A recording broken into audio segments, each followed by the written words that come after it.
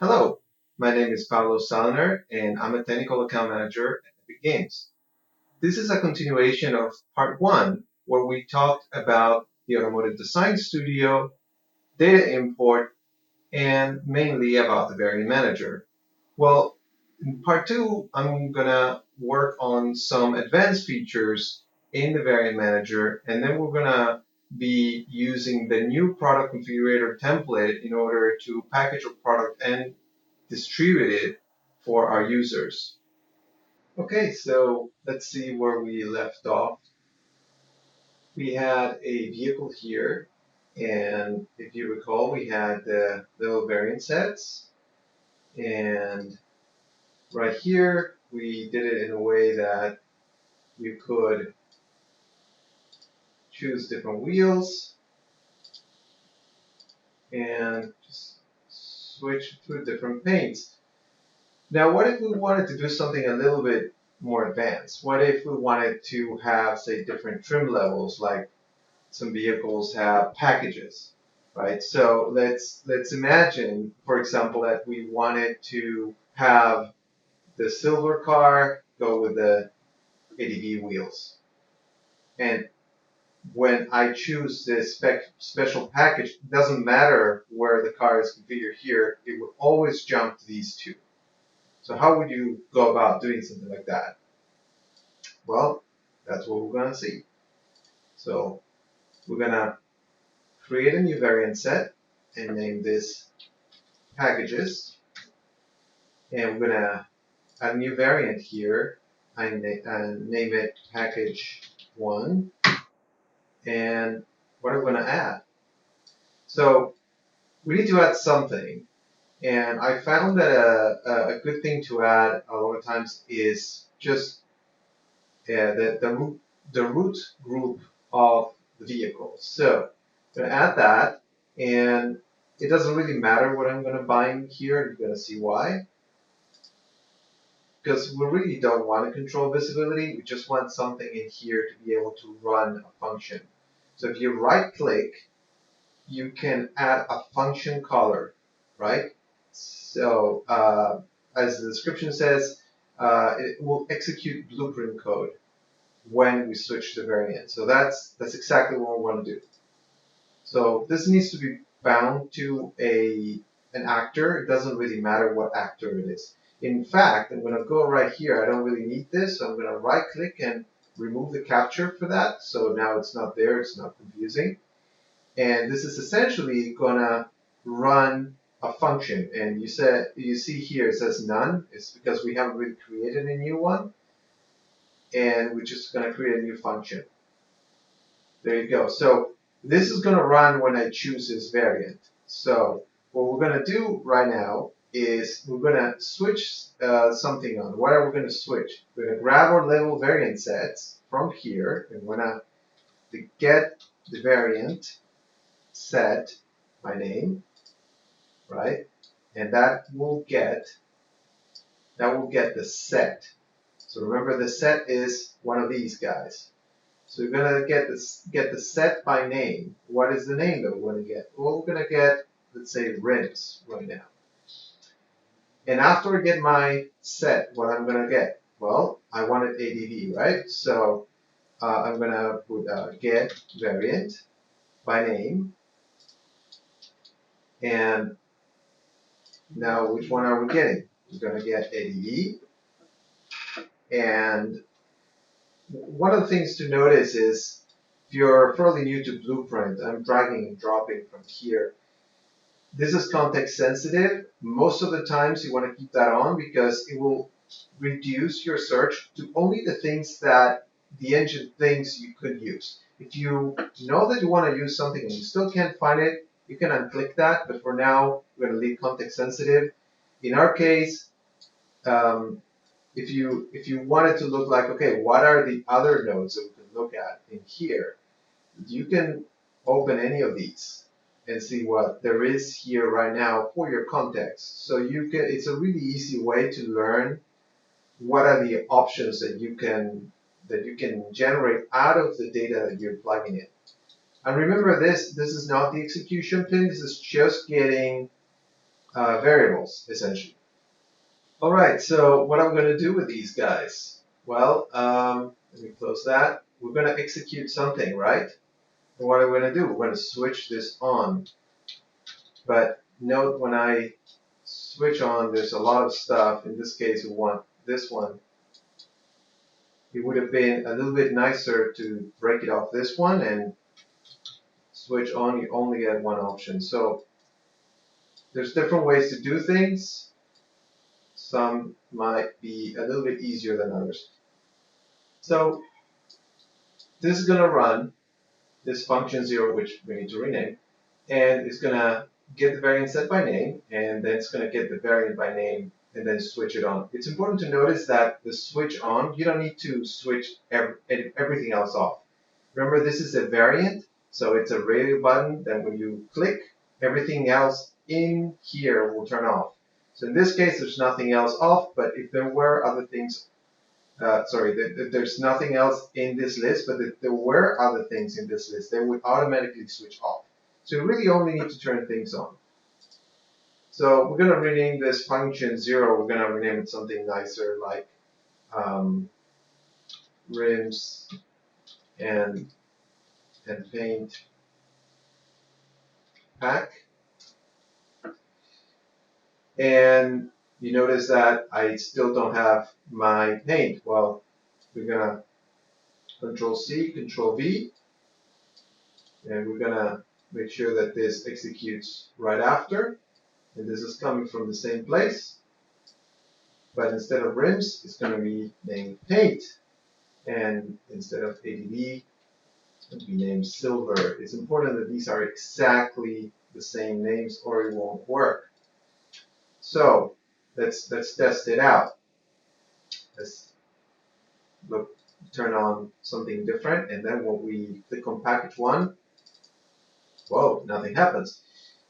Why does nothing happen? Well, because in here, if you click here on the function itself, you notice there's a call in editor that's disabled. This is by default. It's disabled by default. This is to protect yourself.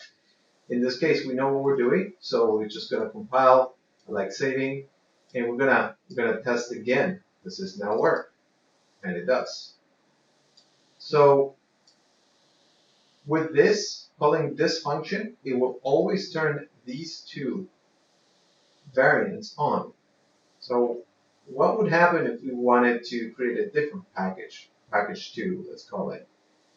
Well, in this case, I would need to create a new function, and I would need to specify all these by hand inside a function. It's not the worst thing on earth, but it's not very maintainable, because tomorrow when you get 3 more packages and 4 more different rims, it's going to be really hard to go inside each one and make sure they're all correct and there's no typos. So how do we make this more reusable? Well, typically with functions, you would try to type a parameter in from outside. But in this case, because this is a very special function that works within the variant manager, these are pre-specified for you as 4.25. So you can't change this. You can't feed it things. But there's a little trick. You can read stuff that is outside of here. You could read stuff that's in the level. And remember, with the variant manager, you can change things that are in the level. So what we could do is we could make an actor in the scene that just contains these names. And we can change that actor in here by specifying the names of these variables or the contents of these variables in the scene, and then feed it back to this function. So we're going to do just that. So let's first start by adding our little actor here, and let me see where it would be nice to put. Let's just put it here in blueprints, right click, blueprint class, and just actor. Just want something really, really simple. And we're going to be naming this something like package helper. Remember, this needs to be in the scene, right? So this is now in the scene, package helper, and it does nothing. So we're going to open it up, double click, that will open this window, and we're going to add a couple of variables. So remember, these here were of type string, right? So we're going to specify exactly that. We're going to add a couple of variables, and they're going to be of type string because they need to be the same type. So let's call this rinse, and let's make sure that this right here is of type string. And we can either right click and duplicate, or create a new one by clicking here. And we're going to name this paint, or paints, I guess, to be consistent. And we're going to make sure they're going to be instance editable and public, because we want to access these from outside. So actually, if you look here in the scene and you look here in the details, you're going to see now rims and paints. And they don't have anything inside because they don't have a default value. We don't really need them with a default value, so it's okay. And that's really all you need. That's it. So how can we find this thing in our scene? It's not as easy as I can't just drag and drop it. We need to find where this is in our level, right?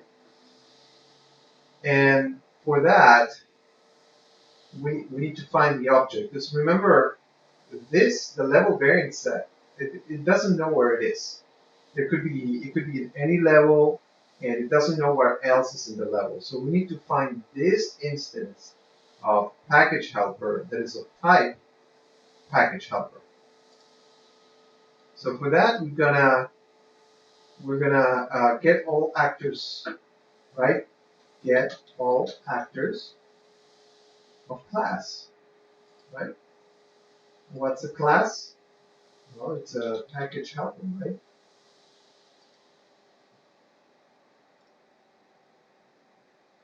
So this is going to get us all the actors in the scene that are of type package helper. We know that we're only going to have one. So if you drag here, you're going to get a copy, which just gets the first, in this case is the first one. If you had more and you knew that you want to get the number 2, you would put a 1 here because it starts at number 0. So this is essentially get us a reference to this package helper. And what are we going to do out of that package helper? Well, from there, we just need to run the variables, right? We just need to read paint. So if you go here, you're going to get paints, and you're going to get rims. And now we can just pipe these guys right here. We're going to hook up the rim, hook up the paint, because, oops, just remember these are the ones that we want to choose. So we're going to do that, and we're going to make sure that this guy right here runs before anything else, right? Because you can't really switch things on when you don't know what your variables are. So that's the whole thing. We're going to get all actors of class. We're going to get the first one. We're going to read these 2 variables, and we're going to pipe them right there. And then we're going to switch on these guys. So let's compile and save. There's no errors. And the last thing we need to do is we need to add this actor, because remember this is a feedback loop in which we're supposed to set this somewhere. We haven't really set anything here. They have no default values, and it wouldn't be very nice to have to set it in the scene and then set the variant. But you can just drag drop this guy right here, and these are exposed right here. So if you select them, this variant now will do 2 things. It will run the function caller, And at the same time, it would set these variables on the package helper. And our paints were silver, and our rims were AB, and that's about it. Let's test it out. Let's go for something different. And now if I double click here, it should set it, which it doesn't. And it doesn't because, can you identify what the issue is? If I go closer, rinse, paint, paint, no, rinse, paint. So these are common issues. One of the ways you can troubleshoot your blueprints is right-clicking, print string, right? So this will execute and print something when it executes, right? So I could go and say, okay, what am I switching on? I'm switching on this guy, right? And I could pipe it right before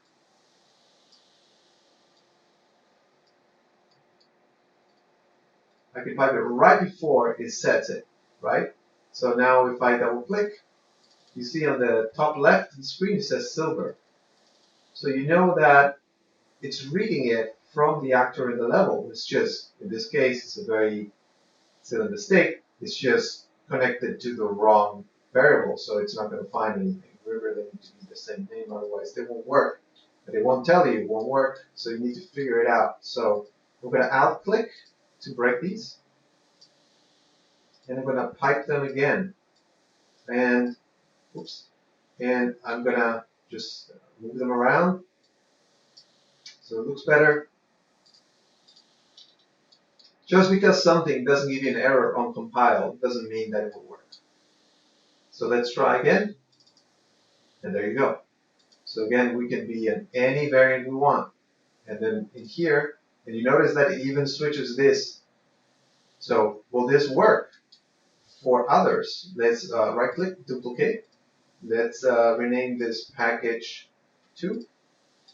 And this stays the same, because remember we made this reusable. And this guy, change him for whatever one. What do we want? One blue, and for the rims, I guess let's go for a dark theme. So there you go. So now these will just switch your two packages. And of course you can afterwards change anything here. These won't switch these, so you always, one depends on the other. So that's about it. That's how you can make more complex variants in here. And of course, don't forget to make the cool right-click set from viewport, cool icons. And we're going to need those soon. So there you go. We got our screenshots. Cool. So this is a more complex way or more advanced functionality that you can generate using the variant manager, so you can have some dependencies in there. So now we're going to get a product configurator template into our scene. Yes, we're not going to import our scene into the template. We're going to do the opposite. And you can add it as a package here on Add New, Add Feature or Content Pack. And we're going to go here to Product Configurator and Add to Project. And that will add everything we need to make this work. So inside here, it will create a folder, Product Configurator. We're going to go to Blueprints, and we're going to toss the BP configurator in the scene. And in here you will see a couple of variables, something that allows you to point to the levels actor. That means just your level variant set. And then to a camera actor. And the reason is that it needs to possess a camera on play. Now we don't have a camera here, so we can't specify anything. We're going to fix that really fast by just adding a cine camera actor right here. And what we're going to do with the cine camera actor, we're going to add a couple of settings to this camera. And the settings will be right here, we're gonna add first an empty actor to the scene. And we're gonna call it actor camera tracker. And let's call this config cam. Actually, let's be consistent right here. Let's name this config cam trk from track. And what we're going to do is we're going to use this as a way for the camera to point at something.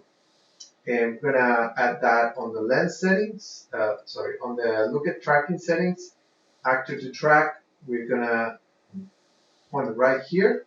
We're going to enable look at tracking. And then here in focus settings, we're going to change this to tracking. And then on the tracking focus settings, we're going to also point it to the same object. So now it's going to be focusing and tracking on the same object. So you can see the camera just move around. So let's see what we're looking at. We're going to go to Window, and we're going to open another viewport right there. And in here, we're going to change that to config cam. So now we're seeing what the camera is doing. And in order for me to not get this here, I'm going to go to Editor Preferences. And in here, I'm going to search for camera. I'm going to scroll down. And you can either change that preview right here. In my case, I'm just going to disable that because I don't like that camera in there, especially when I have my window right here. So let's quickly make a camera right there and move our camera tracker right in the middle of the car, right around there. I like that. So let me save all, and that should do it. And actually, there's one thing before that. It's in the world settings. On game mode override, make sure here's BP config game mode. That needs to be specified. So remember, world settings, BP game mode, have a camera that is tracking something that's specified in two places in the camera, and make sure that you have your BP configurator in the level, and make sure that that is pointing to both the camera. See, it's very easy to forget one of them. To the camera and level variant set. And at that point, when you press play, let's get rid of this guy, you should be seeing the menu populate. Now, why is it populating like this? Because the blueprint is expecting on the right with the environment and the camera. It's expecting you to have an environment switch or an environment variant and a camera variant. So what we're going to do is do exactly just that. Let's go here to the variant set. And it expects those two to be right here. So we're going to create two more. Right there, creates them at the end. It doesn't matter. You can drag and drop, put them on the top.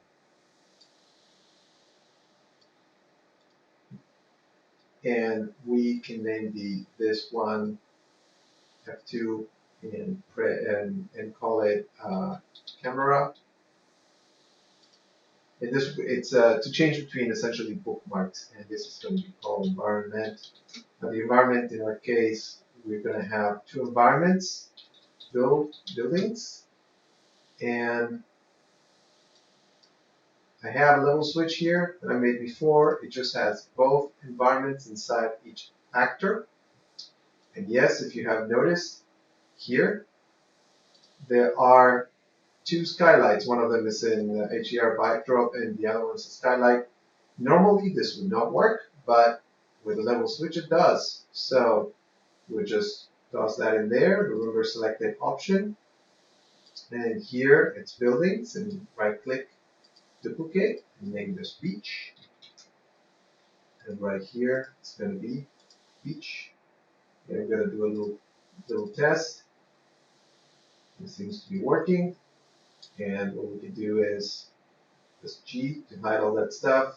And right click, set from viewport. Set from viewport. Now we have a nice icons there. And in this case, we're just missing the camera, right? And let's call this side. And what we're going to do is we're going to add both the camera and the camera track. And one easy way to do that is if you don't know exactly what properties you're going to add, you can click this little button here, and it's going to auto capture. So if we are going to move the camera track just a little bit, it add it, and we're going to move the config cam, and that was right here. Can't see because G is turned on. Just game mode, just move it a little bit, and they appeared. So in this case, config cam is giving us the correct values, but it doesn't work on every single type of object, for the actor doesn't know. So we are going to add that one manually, and we're going to add relative location for that one. So right click, add properties, and relative location. And now it's set up in the way we want. Let's look at our viewport 2. Is that the way we want it? Is it not the way we want it? Actually, right here, we're going to go back to config cam, where you process the camera into viewport. And that's about right. So I'm going to right click, duplicate, and call this front 3/4. And for this, I'm going to make sure that it's turned on. And I'm going to grab this camera, and grab it just right, and put it on the front 3/4 of the vehicle. And maybe track it out. And you can add more more options here. You can add many more things like focal length or field of view. You can change any parameter you want right here. You just add it, and you can change your camera a lot more than what I'm doing for this example. And remember, it should have taken where we moved automatically. So let's test if that's working. Now, one thing that it won't do is it won't update this one. So if I wanted to move this just slightly, let's say like this, and we click here again, it didn't do it. Again, it doesn't do it with every single object. With the camera, it usually works. When it doesn't do it, it's going to ask you, hey, do you want this? I'm not sure that you want to register this. So in this case, we do want it. So now, when we switch back, it's properly done. So we're going to just set from viewport, and just going to do it on viewport 1. So that's not what we want. We're going to go here, and we're going to go to config cam, press G, to the viewport to hide, go to game mode, then right click, set from viewport. We're going to set it here, set from viewport, and that's how we have it set up properly. So I'm going to turn off the auto capture. We don't need that anymore. And we can even close this and see how it runs on play now. And now we have these menus for the environment, and it switches on the fly. We are not limited to these cameras. I can go to any of the 2 cameras, but we're really not limited to these. If you press Alt and left mouse click, it should rotate. It's not right now. We'll see why not. But all the other stuff should work, except for this guy. So you see that this is all flipped. If I made this mistake before, we're going to see why that is happening now as well. So one of the things that happened is I got this big window full of errors. and it's all coming from the same thing. So let's visit why those things are not working.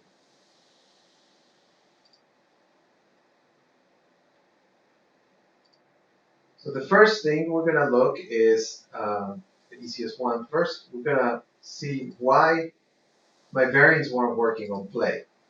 And the reason was that in my variant sets right here, when we're setting up the packages, we were setting these variables in the scene after we did this switch. So in this case, it's just a drag and drop for both of them, and that should work. So let's test one thing at a time. We're gonna change packages. Yes. Perfect. So that now works. Now why is my camera not working? Why can't I Alt, left click or right click and move the camera? Well, it says here, start orbit, stop. All this stuff is not working. You can click here and it would show you always where the error is happening. And you can see that that is in BP configurator, but this is coming, this is saying get component class, and it's trying to do something with that. What is this? BPAC camera. So blueprint actor component. So where is that blueprint actor component? Blueprint actor component, camera motion.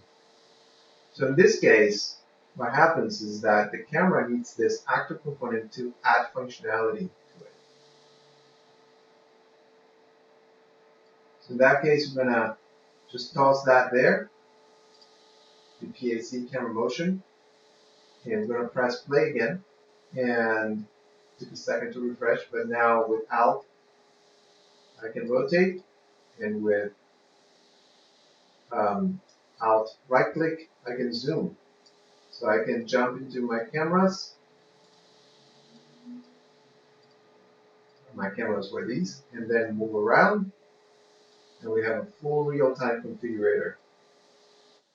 So we just looked at some advanced variant manager functionality, and then we went and used the product configurator template to be able to create a UI on Play. So there's one thing I wanted to make sure I reinforce that has to do with the level variant set. For if you're going to be using the configurator template, make sure that your first variant set here is for the environment, and the second one is the camera. And then from the third one onward, you can put as many options as you want, and they will get populated in the bottom. So what is the last thing left to do? We're going to package the project. So if you haven't done that before, it's very easy. File, package project, and then we're going to package it for Windows. And then we are going to just, in this case, I'm just going to make a new subfolder here. We're going to, I like naming it like this. And we're going to select the folder, show output log, and I'm going to pause this for a second. And packaging took around a minute in this system. And if we go there to our folder, you can zip this folder up and send it to whoever you want. And without a copy of the engine, they'll be able to just run this. So it starts full screen. And again, you can change the options of the vehicle and move the camera and go to all your bookmarks right here.